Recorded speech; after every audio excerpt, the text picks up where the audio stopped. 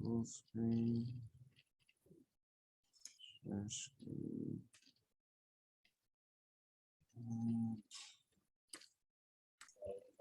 There we go. No, the final exam, we have a couple of months. We're halfway through the semester now. All right.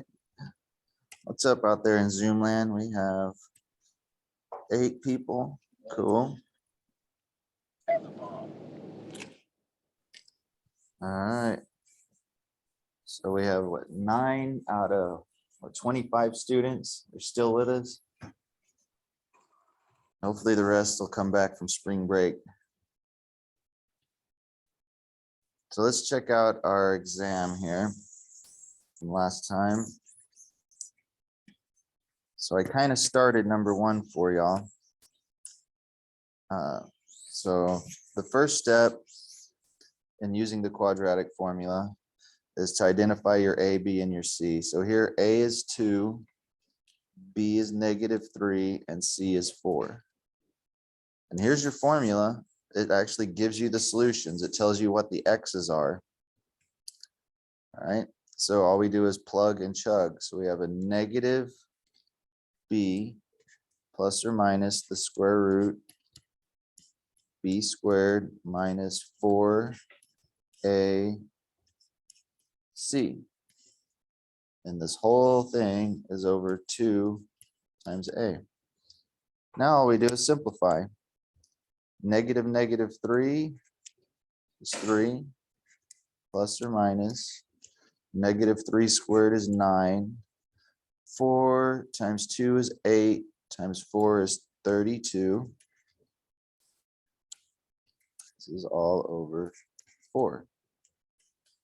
So we have a 3 over 4 plus or minus the square root. Let's see, 9 minus 32 is what, a -23 over 4. And we really can't combine these because of this minus sign. We haven't introduced them yet. They're called imaginary numbers. The square root of -1 we call I, because we get tired of writing the square root of -1 all the time. So what we could do, I mean, I told y'all not to worry about it. Y'all could just do this. But if you've heard of imaginary numbers, you can rewrite this -23 as a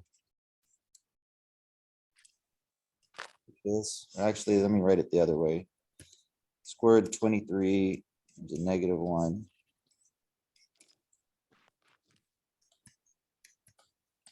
And so we have the square root of 23, and the square root of -1 we'd write as I. So this is what we would call a complex number. It has a real part and an imaginary part. So we'll talk more about that later in the course. Right now, I just want y'all to be able to go from here to here. Just identify your A, B, and your C, plug them into the formula, and then simplify. So number 2. All right, our A is a -1. Our B is 1. There's really a 1 here. We just don't bother writing it. And our C is -7. Now we use our formula.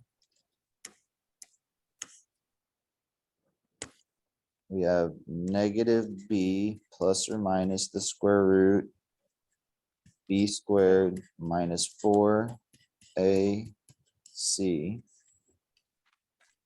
all over 2A. We got -1 plus or minus the square root of 1, negative. 7 times 4 is 28, all over -2.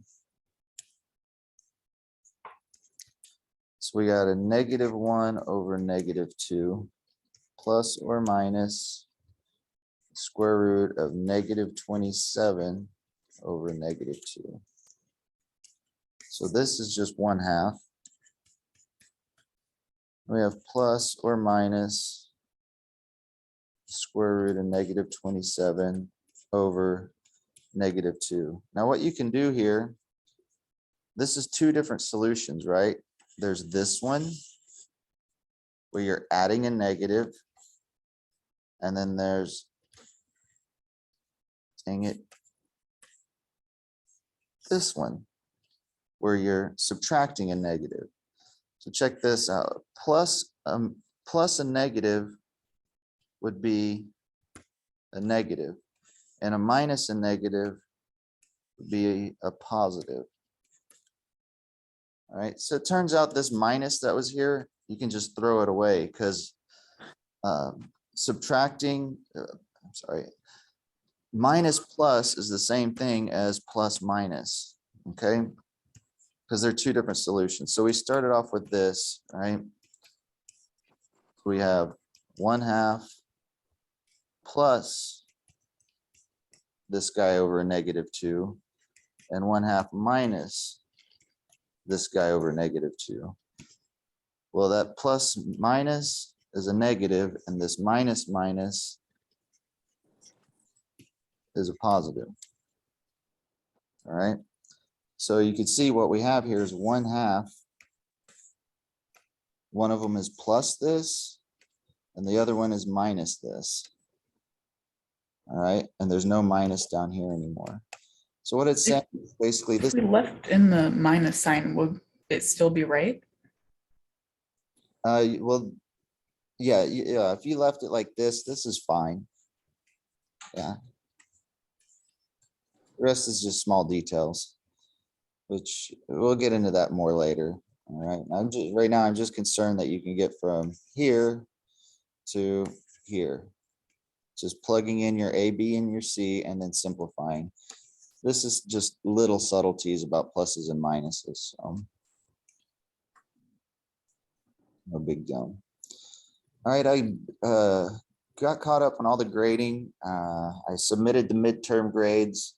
Almost all of y'all have A's. There's a few B's, but that's mainly because I'm dropping 5 of your lowest exams and quizzes. All right, so some of y'all have already used up, all of your lowest drops. So that's why your grades are kind of elevated. All right, for you to maintain that average, for the rest of the semester, you have to make sure that you get in your work, all your work. You can't miss any more, exams or quizzes, and you need to make sure you get them in on time, because from here on out, if you're late, you're losing half credit. Okay. All right, let's see. So, okay, we need a quiz then. Let's do a quiz. What is number 16, I believe? Let's pick some problems. I'll pick them from 119 here.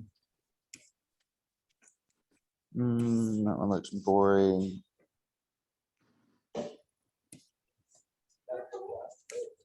Hey, good morning. So let's pick out number 2 here from the homework. So this will be our number 1. Hopefully y'all can read that. And number 4. Oh.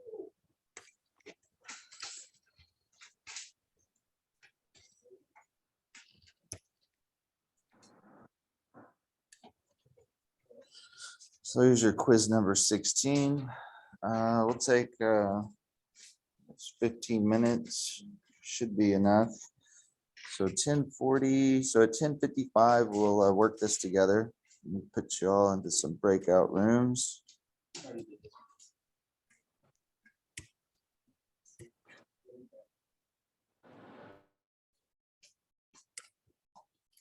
Zoom recording. So let's work this quiz here. I'm trying to plug this into my graphing software. -16 x squared plus 20x plus 8. Because this is software, they want you to use the letter X. We're using the letter T. So it looks something like this. I mean, yeah. So it's a good idea just to use your software to graph it so you get an idea. Of course, we're going to graph it by hand. First, let's make some space here. Let's move number 2 out of the way. Wow, a pencil sharpener. I didn't know they still made those.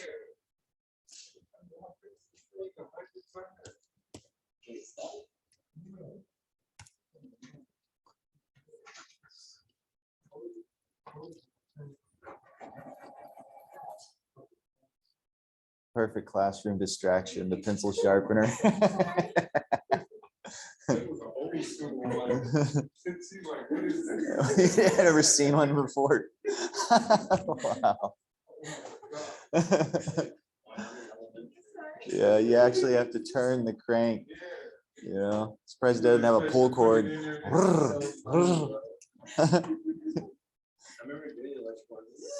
Like during a test, I'm like, I'm so sorry. All right, here we go. We have H and T. So this function tells us the height at a given time.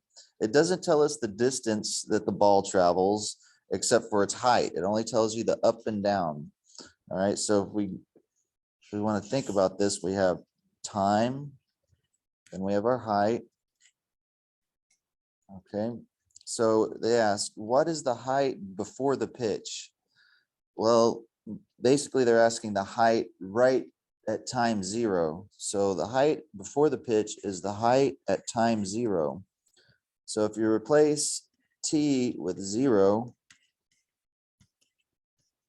you can see that the t is 0, that all goes away, and you're just left with 8. And we need to check out our feet. Height is in feet, so we're at 8 feet. Okay.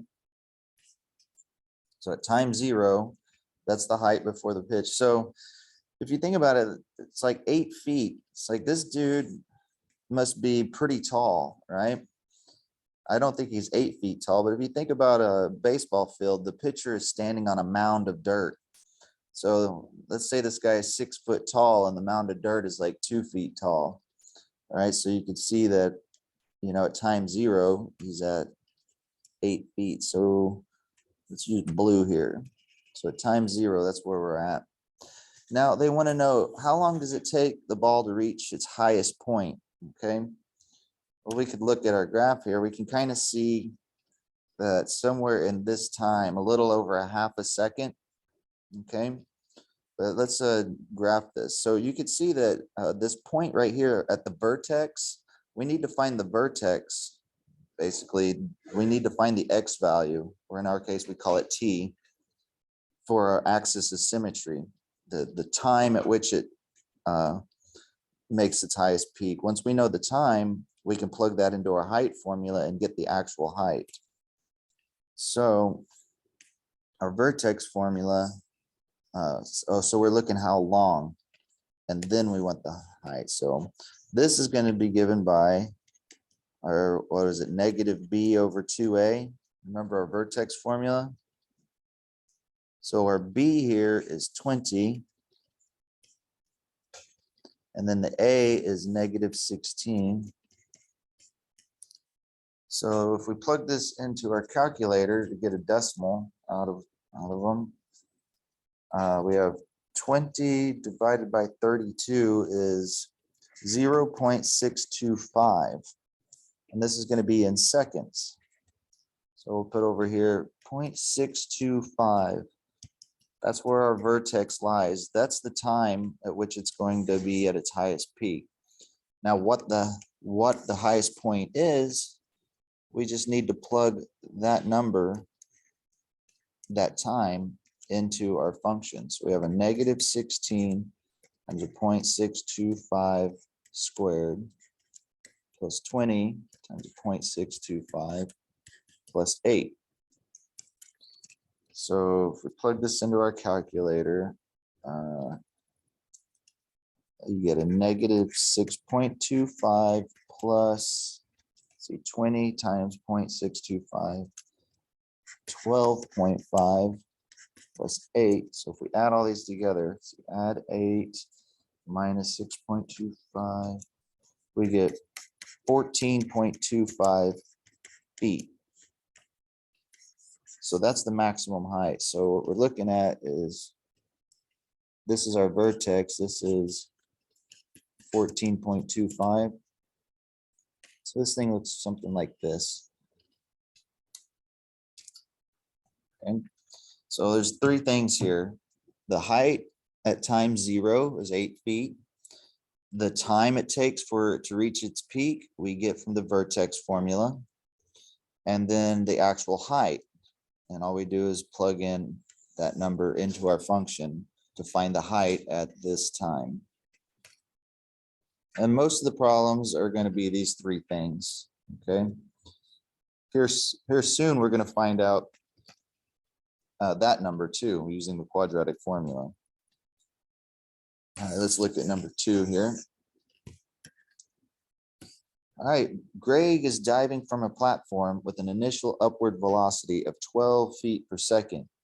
His height is in feet above the water is modeled by this function. So again, here we have another height. It's giving us the height at a given time, and t is in seconds after the jump. So how high is the platform? Well, we need to know the height at time 0 before he jumps. So the height at time 0, you can see that this would be 0, this would be 0, and we just get 33. And this is in feet. So 33 feet. When does Greg reach his maximum height? Again, so we got something like this. He starts here at 33 feet. As time passes, he's going to go up when he jumps off, and then he's going to drop down to the pool. So this is time, this is height. We could plug this into our graphing software. -16 plus 12t plus 33 plus 12 plus 33. Do some zooming out here. I'll zoom back in.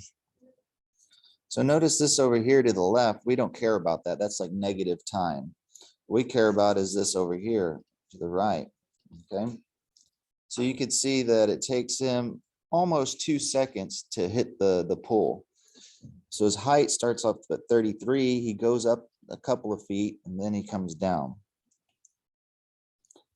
All right, so when does he reach his maximum height? Well, we need to do our negative b over 2a. This is a -12 over 2 times -16. If we plug this into our calculator, let's see, 12 divided by 32 is 0.375 seconds. So that means 0.375. Here's our axis of symmetry. Our vertex lies along there. So that's the time at which we get the maximum height. What that height is, we just plug that time into our height formula. So we have -16.375 squared plus 12.375 plus 33. So let's plug this into our calculator. We get a -2.25 plus 12 times 0.375. That's a 4.5 plus 33, which is 35.25 feet. So that tells us that that height is 35.25. This thing looks something like that. Again, we don't know this yet. To find this, we'd have to use the quadratic formula, right? We'd set the height equal to 0. So we'd set this equal to 0 and solve for the time. All right, so y'all do not have the mechanics, but that's for the next section. For what they're asking, you don't need to know this. They kind of throw you off with that, right? 'Cause at first I was like, wait, for that. Well, yeah, I mean, they can tell you all kinds of information, you know, this is just how fast he's jumping into the air, you know? They could tell you all kinds of stuff, right? But yeah, you don't need that to answer these questions, you know? But in a physics 1 class, they would probably ask you questions where you needed to know that.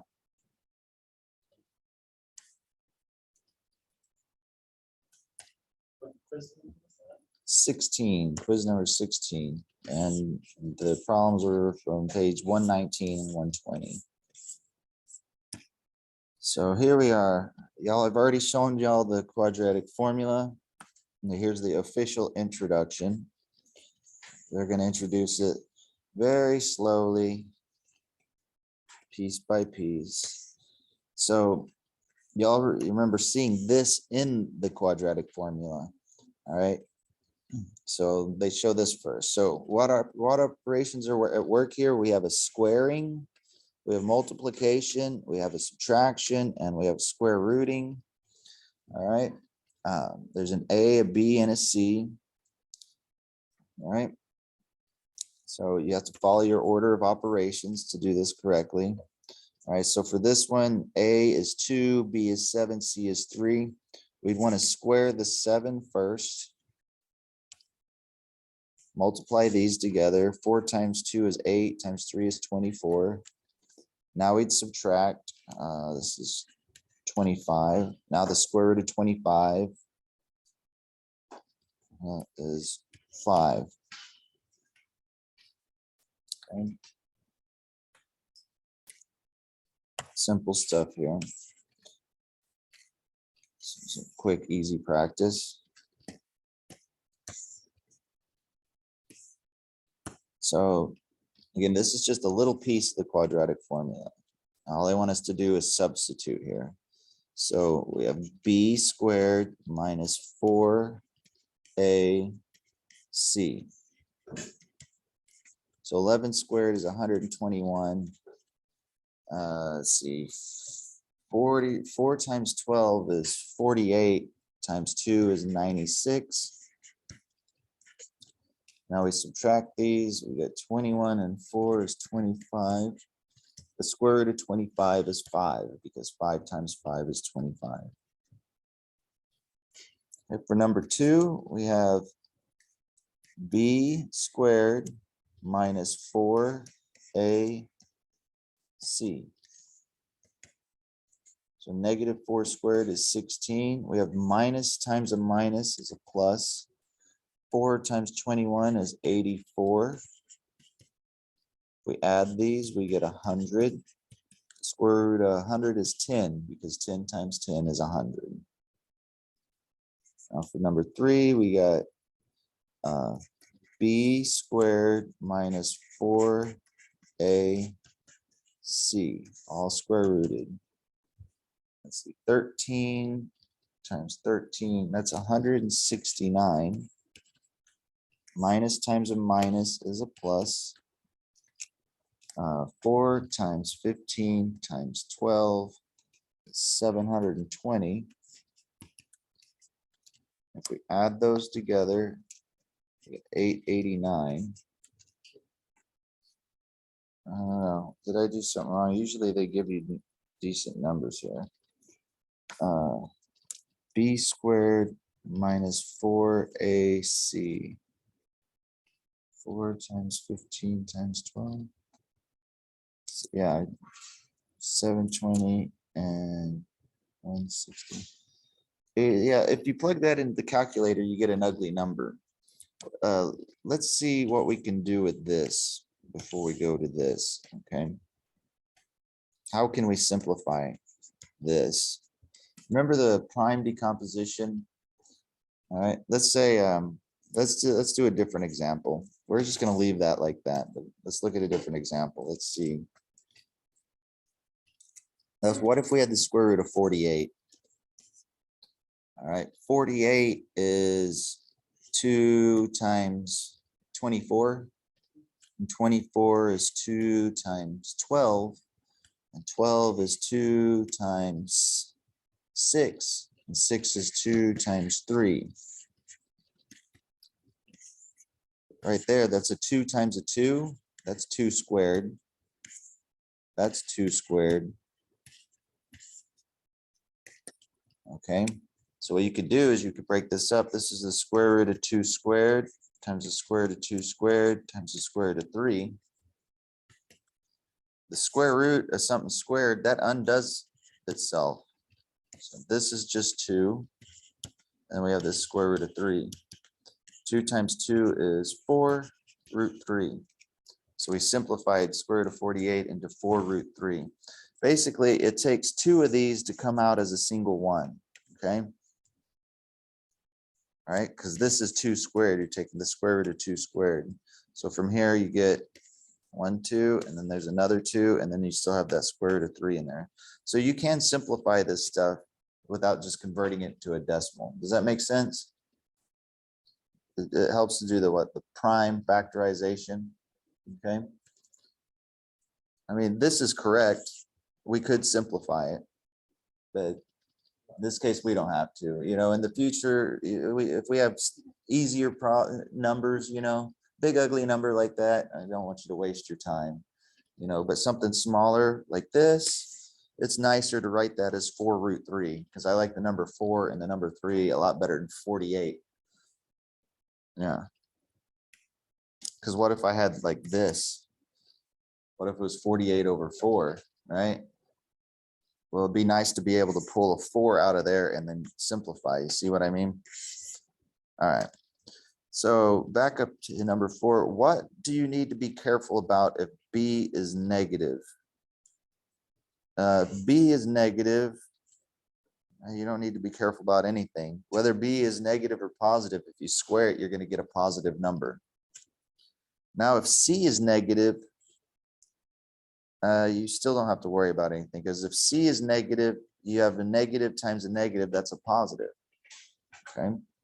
Really, you need to worry about if C is positive and A is positive, because if this is bigger than this, then this whole thing becomes negative and you end up with the square root of a negative number. And that's where the number I comes in, okay, which we'll get to shortly. All right, so here's our chance to simplify. Page 122, these square roots. So the square root of 12, 12 is 2 times 6, 6 is 2 times 3. So this is 2 squared times 3. All right, and so this is the square root of 2 squared times the square root of 3. Square root of 2 squared is just 2. So we could rewrite that as 2 root 3.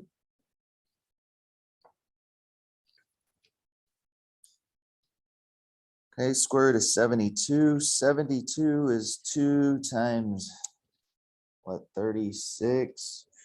Yeah, 2 times 36. 36 is 2 times 18. 18 is 2 times 9, and 9 is 3 times 3. So what do we have here? This is, we can bring that out. Remember, just like we did over here, it takes 2 copies to come out as 1, right? That's 2 squared. Then there's a 2 here, then a 3 squared. So this is square root of 2 squared, square root of 2, square root of 3 squared. This is a 2. This is a 3. 2 times a 3 gives us a 6, and we still have a root 2, 6 root 2.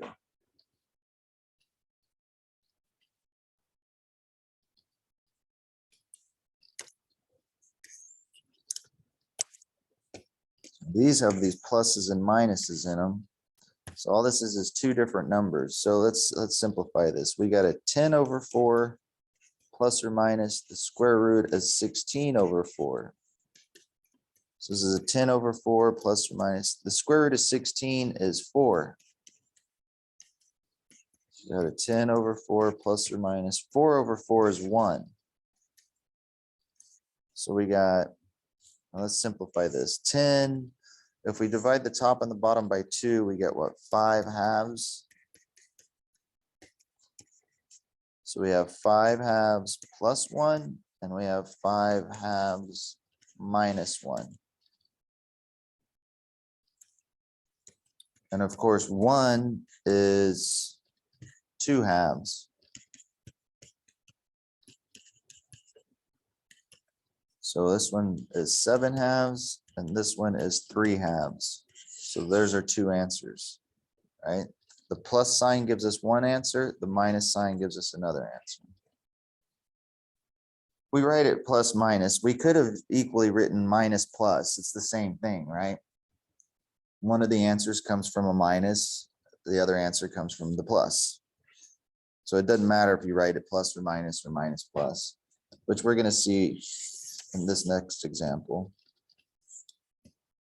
So this, we have a -6 over -2 plus or minus the square root of 64 over -2.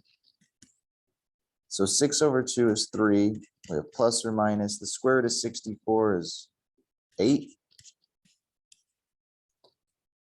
Okay, so this is 3 plus or minus 8 over -2 is -4. So this minus here, it doesn't even matter. That this minus and that minus are the same ones, because plus a negative is a negative and minus a negative is a positive. Right? But minus plus is the same thing as plus or minus. Okay? One of them, you get one solution from one sign, another solution from the other sign. This is the same as this. So this is the same as this. You could just throw that minus sign away. It's very rare in math that you could just throw a minus sign away. It's because we're talking about two different solutions here. Okay, again, plus minus is a negative. Minus minus is a positive. All right, but saying minus plus is the same as saying plus or minus. You're getting one solution, and then you're getting the other solution. 3 plus 4 is 7. 3 minus 4 is a -1. All right. 3 plus a -4 is -1. And 3 minus a -4 is 7. Okay. So just be careful with your plus and minuses, okay? Okay. So when you're looking at this, you can basically just throw that minus away.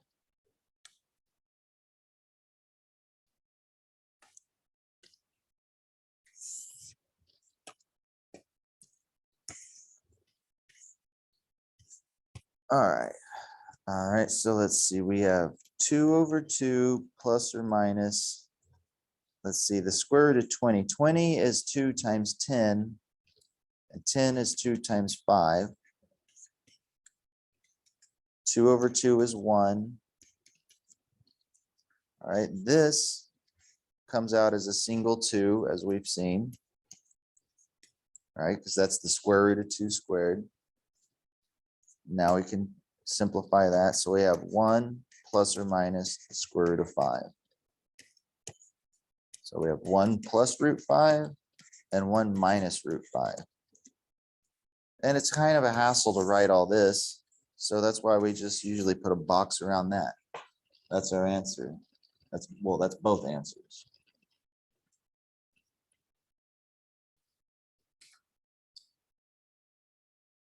Okay. So number 10 here, we have 15 over 6 plus or minus. Let's see, square root of 40, 45. That's 9 times 5. 9 is 3 times 3 times 5. So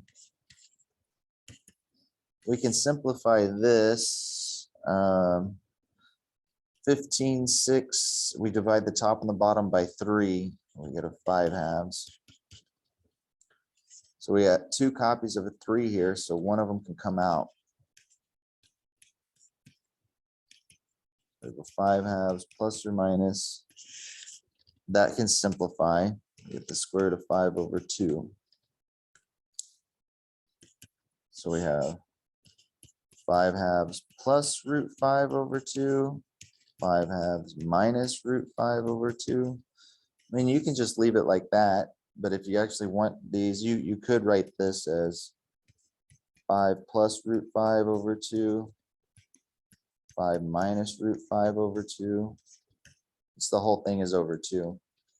It doesn't matter how you want to write it. You can leave it like that. Or you could say, oh, this is 5 plus or minus the square root of 5 all over 2. That's just as correct. All we're doing is put the two fractions together since we have a common denominator. Just depends on how you like your answer. Both of these are equivalent. They're both correct. You can write it either way you want. This one requires fewer symbols. All right, up here we're writing this 2 twice by putting it into separate fractions. Just depends on what kind of poetry you like, basically. Which answer you find prettier. They're both correct. They're both just fine.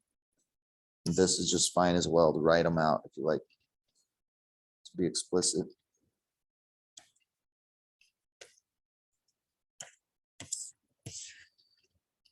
All right, so here we have imaginary numbers. Here's where they introduce it. Okay, so it turns out that imaginary numbers. So if you have something like this equation where A, B, and C are all real numbers, those are all real numbers. It turns out that sometimes the solutions, the x's, you get these imaginary numbers. You get these square roots of -1s. The square root of -1 is defined to be the letter I because we get tired of writing that because we don't know what to do with it. All right. It turns out that y'all are used to having a number line, a real number line. Here's 0, 1, -1. Turns out we have imaginary numbers too. So what we do is we put them along a vertical axis. So this would be I, 2I, -I, -2I. All right. And if you combine a real number with a multiple of an imaginary number, like if I had 3 plus 2I, again, I is the square root of -1, that number would be right here, 1, 2, 3, and then we go up to 2I. This number right here is 3 plus 2I. So y'all are used to having a number line, but in reality, we have a number plane where each number has a real part and an imaginary part. Okay. So, and if you keep going in mathematics, you can have even more pieces where you can have a J and a K. So yeah, our numbers can have structure. So this is just a number. These are really useful because they're just, it's a single number, but it's kind of like an XY coordinate system, right? This thing is logically equivalent to an XY coordinate system. But instead of having two separate numbers, two separate real numbers, we have a single complex number. This is a single number, it has a real part and an imaginary part. Okay.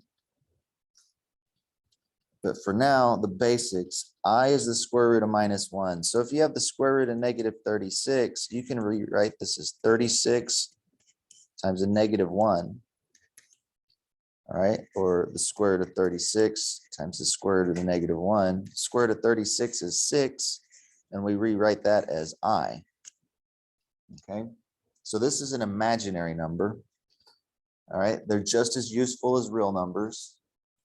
All right, for hundreds of years, these solutions were just ignored as nonsensical. And then finally somebody came along and said, well, what if you could just treat it like a number? And I'll just call this I, because I get tired of writing square root of -1.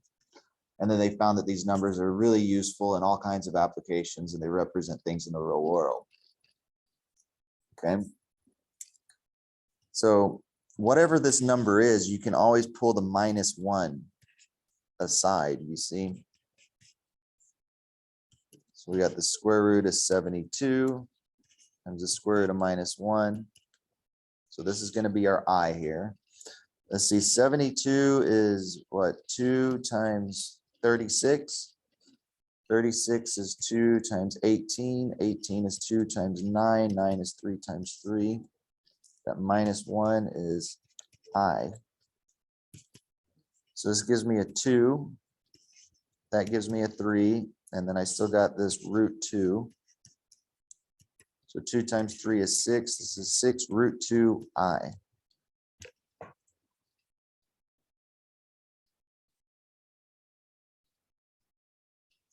Don't worry, it's not that complicated. If you see a minus inside the square root, throw the minus away and write an I next to your number. Okay, that's basically what you're doing here. Then the other part is just simplifying this number in here. It takes 2 copies on the inside to become a single copy on the outside, because we're taking the square root of something squared. So get another example, number 13 here. So this minus, all right, that's going to be, let's see, we got the 4. Oh, let's break it down. We have the square root of 4 over the square root of 25 times the square root of negative 1. Everything in there is square rooted, right? The square root of 4 is 2, the square root of 25 is 5, and that square root of minus 1 is I. This is 2/5 I.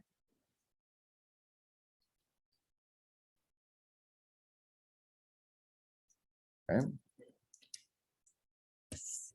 So get number 14. We have a negative 12 over 4 plus or minus. This guy here, the square root of 36 is 6, but then we have that minus, so that gives us an I. Okay. So we can simplify this. 12 over 4, let's see, divide the top and the bottom by 2.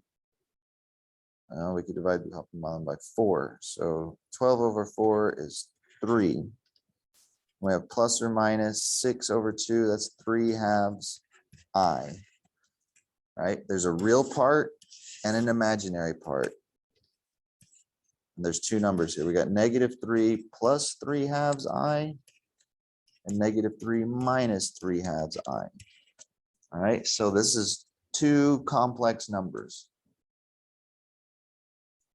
Okay, now you can see that the quadratic formula is going to spit things out like that sometimes.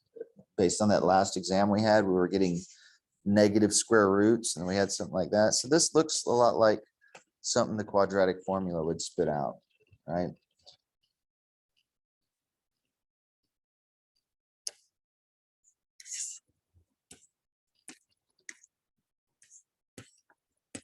All right, here we have 5/2 plus or minus. All right, this 18. 18 is 2 times 9. 9 is 3 times 3. This minus is going to give us an I. So 5/2 plus or minus. We got 2 3's inside of here, so we can bring them out as 1. The square root of 3 squared is 3. Okay, so this is also a complex number. There's a real part and an imaginary part. In electrodynamics, electricity and magnetism are one and the same. A changing electric field creates a magnetic field, and the changing magnetic field creates an electric field. And that's what light is. Radio waves, microwaves, or the visible spectrum, this is all just light. And the way that light propagates, you have basically the magnetic field is going like this, and perpendicular to that, you have the electric field, and they're generating one another. They're at right angles. All right, this is how light propagates. Okay, the equations for electromagnetism, because the electricity and the magnetism, they're one and the same. They're interconnected. Basically, these big nasty equations, some of the parts have an I multiplied by them, and some of them don't. Turns out that the real part of the equation will give you the electric field, and the imaginary part of the equation describes the magnetic field. Because the thing is about I squared is -1, right? Because I is the square root of -1, right? This is the square root of -1 squared. So there's an interplay, right? If you have equations that have i's and some places don't, when you multiply things together, you end up with an I squared, and that becomes a real number. So an imaginary number times an imaginary number gives you a real number. So there's this interplay with these complex numbers, right? If I have two complex numbers, I'll call it x1 plus y1i. And let's say I have another number, x2 plus y2i. If I multiply these, I got x1, x2, then I got x1, y2i. Then here I get an x2, y1i. And then here I get a y1, y2i squared. So the real parts, this is the real part. I get x1, x2. The I squared is a minus. And then here's the imaginary part. x1, y2, x2, y1 times I. So this is just a number. I could call it x. And this is just a number. I could call it y. So a complex number times a complex number gives you another complex number, but you can see that there's this like interference, right? The two imaginary parts combine to give you a piece of your real part, right? Your two real parts give you a piece of your new real part, but it's your imaginary mixed with your real and your imaginary mixed with your real that give you your new imaginary parts. This works really well for describing waves. Again, light is a wave. Waves interfere with one another, right? When waves collide, where the peaks hit, the wave gets bigger. If a peak hits a trough, right, they cancel one another out. So waves have interference patterns. And so these complex numbers really help us in describing waves, and everything in the entire universe is a wave. It'll describe the motion of the wave and the energy that the wave has and all that stuff. Here, I'll give you a quick equation. And here, before we take a break, I'm going to give you an equation here. We have psi equals the integral of e to the I over h, the integral of r over 16 pi g minus 1/4 f squared plus psi bar I d psi minus lambda h psi bar psi plus the absolute value of d h squared minus b of h. All right, this was given by how do I spell this? Schrodinger's equation. This was given by Feynman.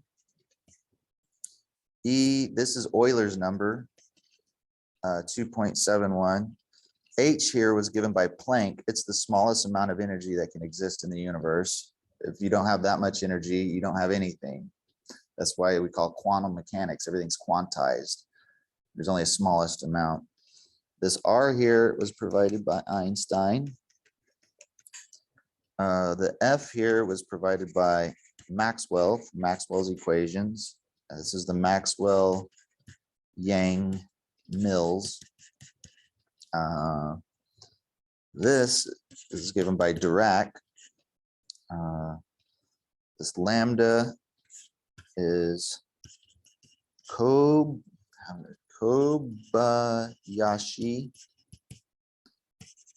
Maskawa.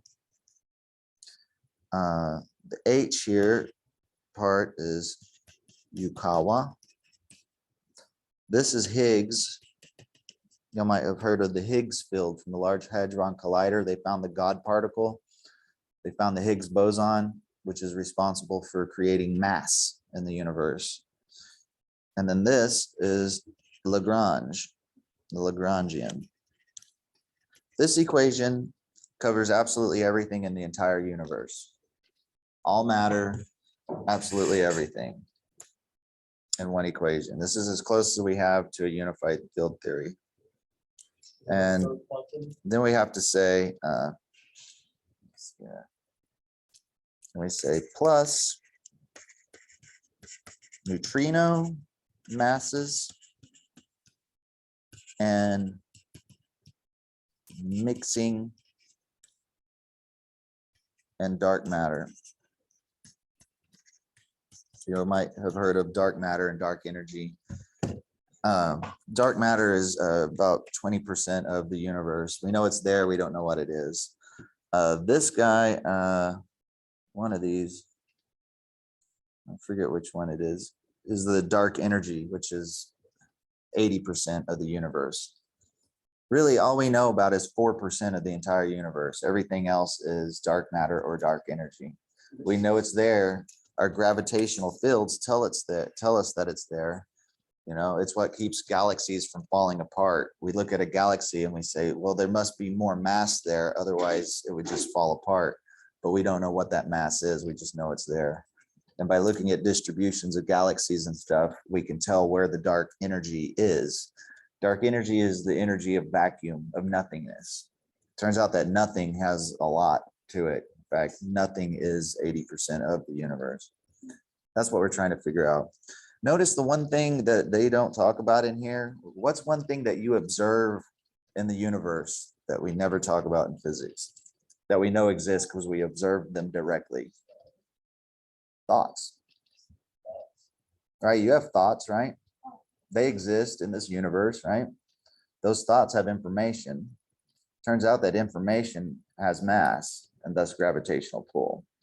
So my conjecture, and other people are working on this, is that basically there's a conscious field that pervades the entire universe. And that's what I think dark matter and dark energy is. But in order to make any kind of breakthroughs, I have to get much better at math. Well, the thing is I think once you get that, take that into account, all of this simplifies a lot.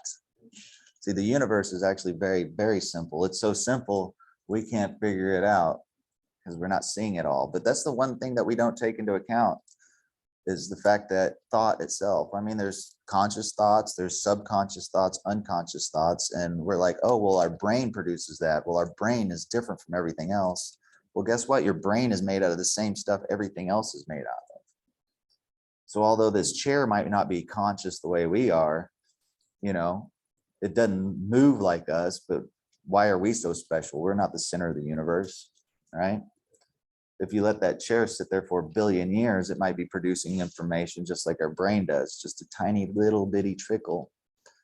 So it turns out the vacuum of space isn't nothing. It's this percolating particle soup, stuff popping in and out of existence constantly. Even a single electron is really an uncountably infinite number of virtual photons that are popping in and out of existence that give the illusion. So yeah, our brain is a complicated computing device, but even a single particle has the same complexity of the entire universe. So we need to at least start to try to take that into account, because this is way too complicated. This should be way more simple, and hopefully it will be.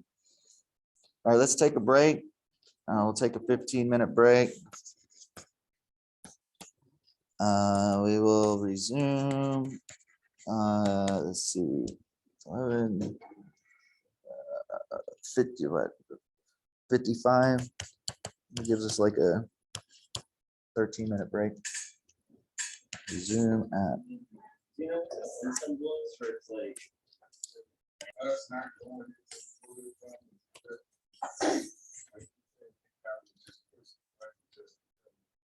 just like when Hitler invaded Poland. We just really didn't interfere until we had to. Mhm. Like, how long until somebody was us again? And we're like, oh, back in World War. All right, back on topic. Here we go. Let's do some math.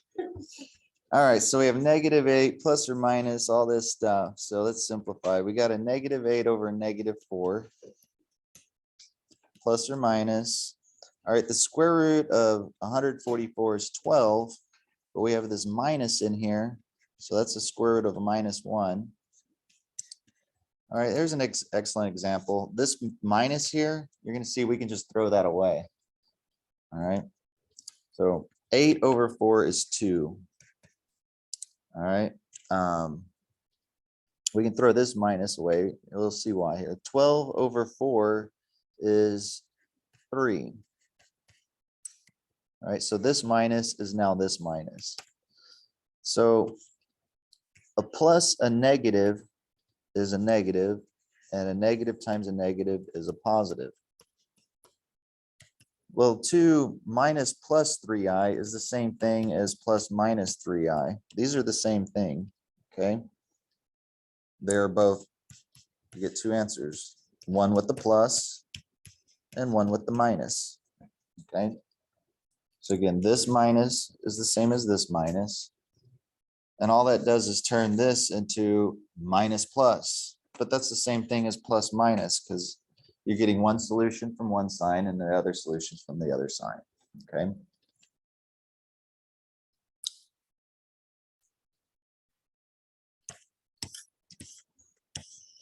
All right. Quadratic formula.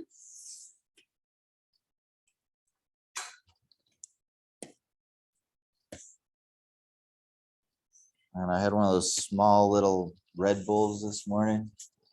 Jeez, I'm about amped up. I don't know how I ever got addicted to meth. I mean, caffeine is strong enough. I don't know how I used to drink like 3 mountain, those monster drinks, the big ones a day. Took handfuls of Adderall. Oh God, it's awful. No wonder I got sick and burned out. Yep. All right, here's this guy. We can rearrange it, and this thing is the exact same thing as saying x is -b plus or minus the square root of b squared minus 4ac all over 2a. All right, these are two mathematical statements that are saying the same thing. They're just saying it in kind of reverse order. Like this is kind of like the way Yoda would say it, like green, my skin is. This is saying my skin is green. It's the same statement. They're just saying it in a different order, you know. Here you have the X by itself and then all the other letters. And here you have the X all kinds of mixed in, you know, but they're the exact same mathematical statement. You rearrange this by adding to both sides or multiplying both sides or square rooting both sides. That's why you see the square root here. That square root is in here because there's a square there, right? To undo that x squared to get the x by itself, you're going to have to do a square root. That's why that shows up. Okay.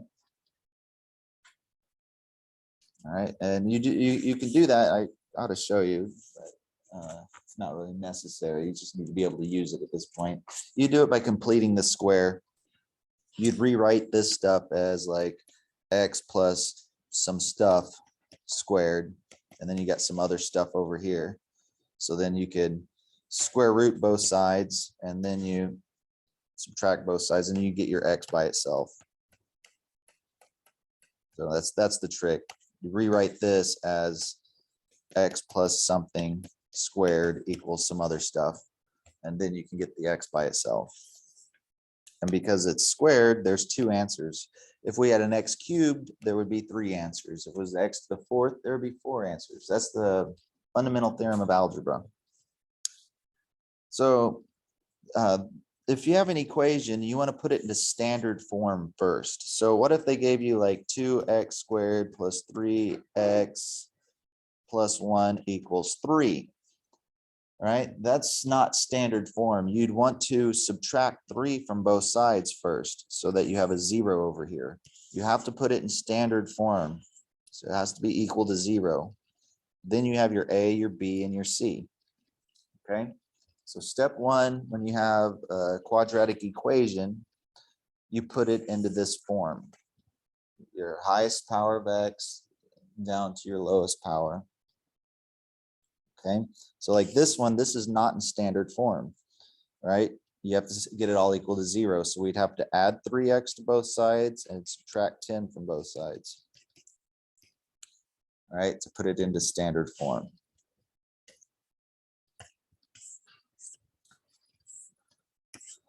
All right, so let's look at this guy.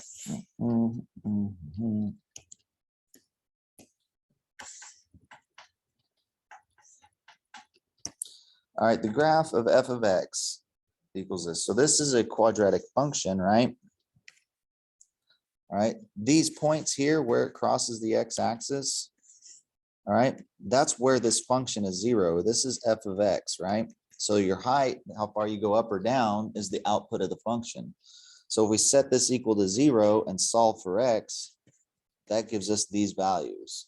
So the quadratic formula is now going to allow us to find our x-intercepts.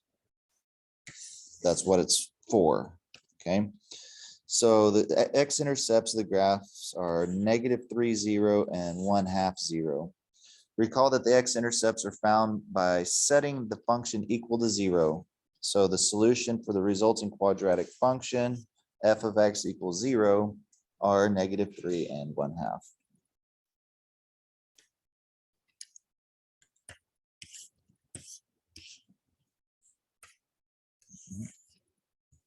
Okay, so verify. So verify that these are solutions. All right, so here's f of x. Let me write it down. 2x squared plus 5x minus 3.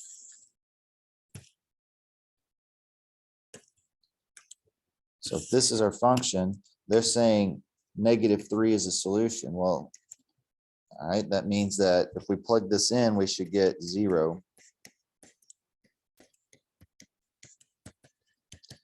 So this is 9 times 2 is 18, minus 15 minus 3 is 0. All right. And then the other one is 1/2. We plug that in.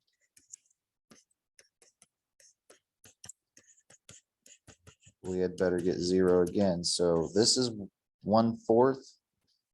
So we get a 2/4 plus a 5/2 minus 3. So a 2/4 is a 1/2. And 3 is 6/2. So we get 6 minus 6/2. This is 0/2, which is 0.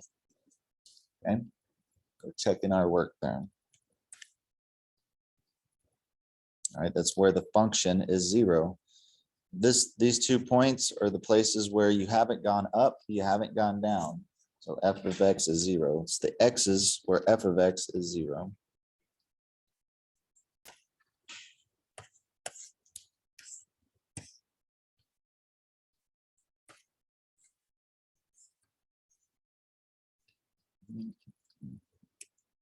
So further dissecting this guy. All right, so here's our quadratic formula. This is the same as this. All right, so this part, the -b/2a, you might recognize from the vertex formula.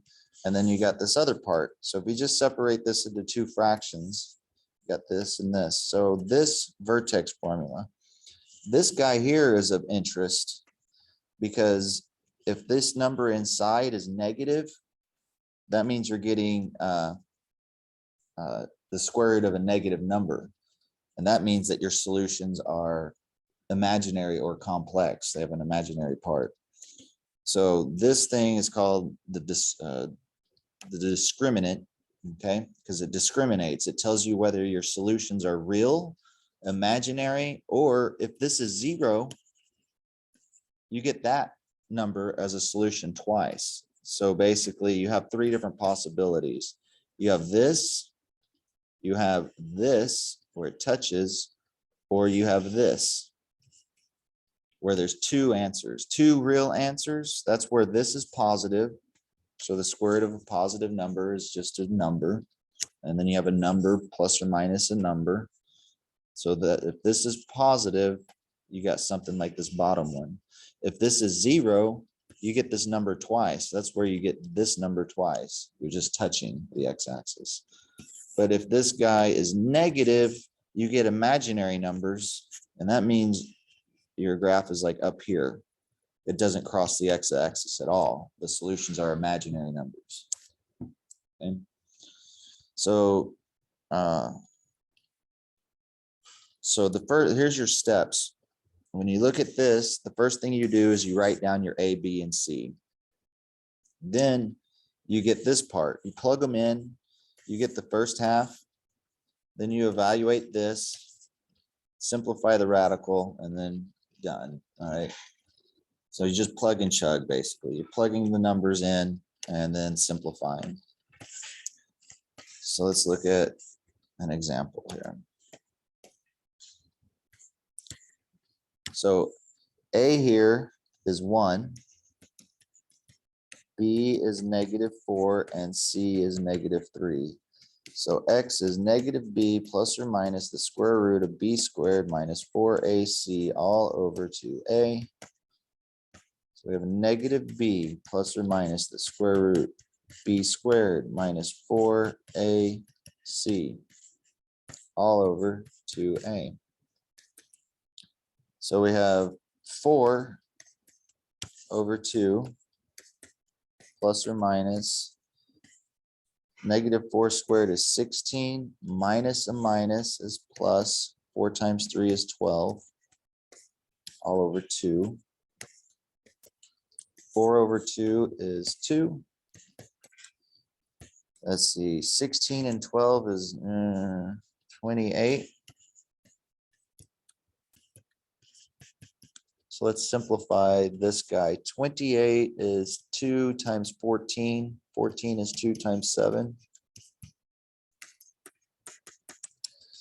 So these two 2's come out to make a 1 2 on the outside. So we can simplify that. We got 2 plus or minus the square root of 7.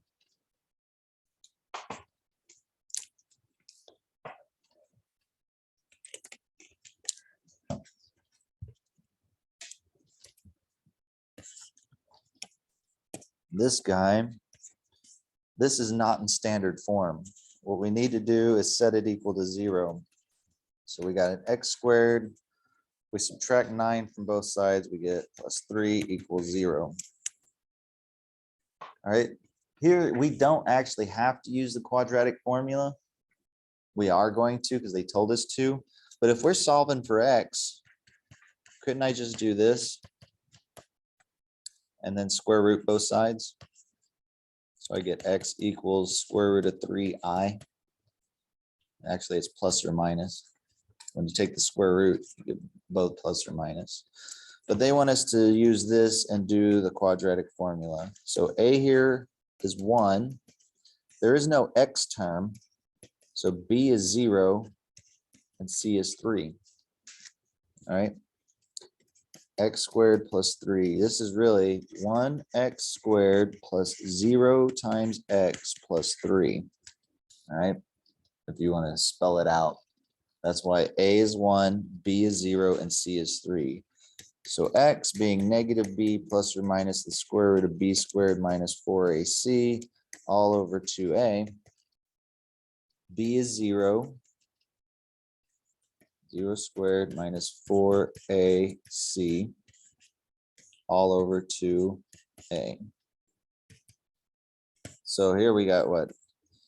-0 over 2 plus or minus the square root. 0 squared, that's just 0. 4 times 3 is 12. So this is just 0. So we have plus or minus. This minus here is going to give us an I. So let's simplify. 12 is 2 times 6. 6 is 2 times 3. The two 2's come out as a single 2. 2 root 3i These cancel, so we have plus or minus the square root of 3i. I put the I, so it's not okay. Yeah, I mean, it's technically correct, it's just ugly. Right? Put it on there. Just like we write 3x, yeah, that's the same thing as x times 3. But x3 sounds like, you know, a version to some kind of software program or something, yeah.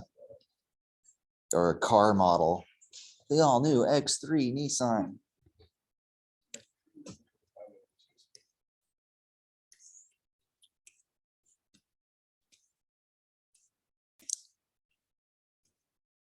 Oh, by the way, let's see. Y'all know pi. Y'all know E, right? Euler's number, 2.71. Maybe it's 79, I forget. All right, it's a transcendental number. Now you know I. E to the I pi is it -1 plus 1 equals 0. This is one of the most beautiful equations in all of mathematics. There are no variables there. E is 2.7 something Euler's number. I is the square root of -1. Pi is 3.14. And then you got 1 and 0. These are 3 constants. And this little equation relates them all.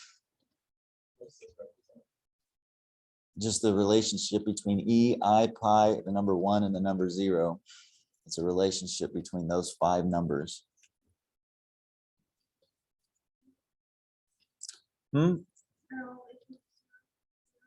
Well, if you take e to the power of I times pi and add 1, you get 0. So basically this is equal to -1, because if you add 1, you get 0. And it has to do with your complex numbers, right? This is an angle, right? Pi is an angle. Pi is 180 degrees. So over here is 1, over here is -1. So, right, if you take 180 degrees and keep the same radius, you end up at -1. So you'll see that in pre-cal. It makes things really simple. Makes trig sucks, but when you use complex numbers, trig becomes simple. It only becomes exponents, and exponents are really easy to work with. Trigonometry more complex. It's leading up to it. Trigonometry is kind of separate from calculus. Trigonometry they invented 2,000 years ago. Calculus has only been around a little while. So really, trig has nothing to do with calculus. That you can do calculus with trig. So, calculus is just rates of change, right? Modeling velocities and accelerations. It's, you know, if you have a little gear connected to a bigger gear and this gear turns a little bit, how much does the big gear turn? Yeah. Kind of stuff. You know? So this guy, we need to put it into standard form. So we need to move everything to one side. So if we add the 5x to both sides and subtract 2 from both sides, we get that. So our A here is 1, our B is 5, and our C is -2. That out of the way. So X is -b plus or minus the square root of b squared minus 4ac all over 2a. We had a -5 plus or minus the square root of 5 squared minus 4ac all over 2a. In this case, a is 1. So we have -5/2 plus or minus 5 squared is 25. A minus times a minus is a plus. 4 times 2 is 8. See, 25 and 8 is 33. And really, we can't do anything else with that. 33 is 11 times 3. So we can't simplify that. So boom, we're done. Mhm. Where are we? We'll do some more of these next time. Let's you can always graph this in graphing software and look at your where it crosses the x-axis too, you know. Yeah, when you graph the function, you see where it crosses the x-axis. Or you could type in solve and type this into Google and it'll probably tell you the answers. See what I mean? There's plenty of ways to check your work. All right, for us, all right, once we get these answers, this is 2 answers, plug them in to here for X, right? Plug one of these in for X and make sure you get 0. That's how you check your work.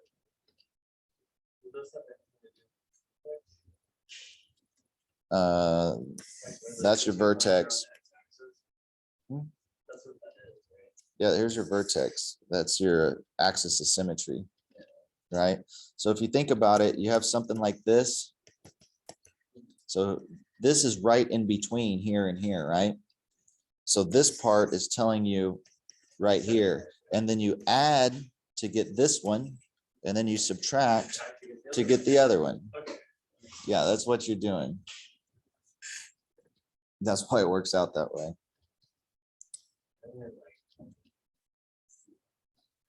Yeah, so let's write that out. This is your negative b over 2a. And then this would be your negative b over 2a plus b squared minus 4ac over 2a. And then this one over here is your negative b over 2a. And then you subtract b squared minus 4ac all over 2a. Yeah, that's why it looks that way. It's why that vertex shows up. Because this is the axis of symmetry is right in between your 2 solutions. And your C is just where it starts. Yeah, it's just, it kind of moves the thing up or down. Because this, yeah, if you make your C bigger, you're basically moving this whole thing up, right? Which would separate your solutions by even more. Okay. So let's do our exam. Number 16.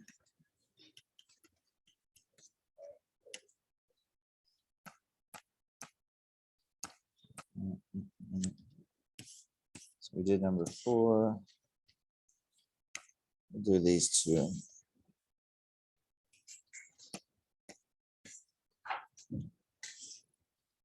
One. And number 2.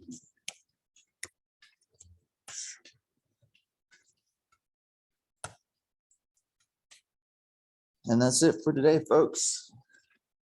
All right, get this in by midnight tonight. I will not accept any more late work unless you're willing to take half credit. Okay. That's on page 120.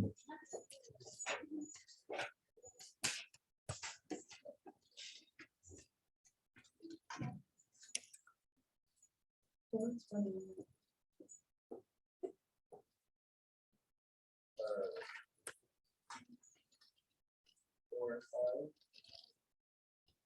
and 6.